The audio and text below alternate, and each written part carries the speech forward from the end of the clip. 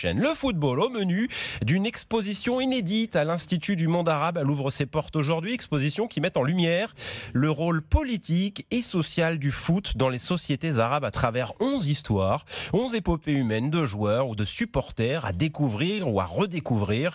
Thomas Chupin nous fait visiter cette exposition en avant-première.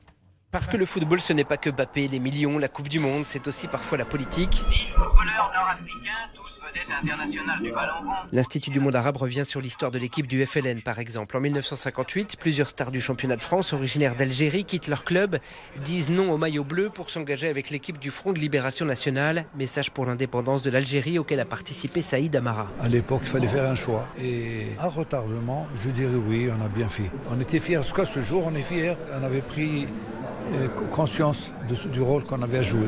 Nous, on voyait un peuple qui vivait dans la misère à l'époque. Le football vecteur d'émancipation des femmes en Jordanie, c'est un autre message. Et puis les stades, les supporters, les ultras et leur rôle majeur dans les révolutions arabes. Romain Marie Caoudin est commissaire de l'exposition. Les ultras étaient en première ligne. C'est eux qui étaient là avec les manifestants, qui les protégeaient, qui affrontaient la police. Et encore aujourd'hui, on peut le voir avec ce qui se passe en Algérie, le chant qu'on entend partout, qui vient du stade. C'est donc en photo, en vidéo d'archives, avec des maillots et des crampons d'époque que l'exposition nous fait bien comprendre le rôle universel du football. Foot et monde arabe, la révolution du ballon rond jusqu'au 21 juillet à l'Institut du monde arabe.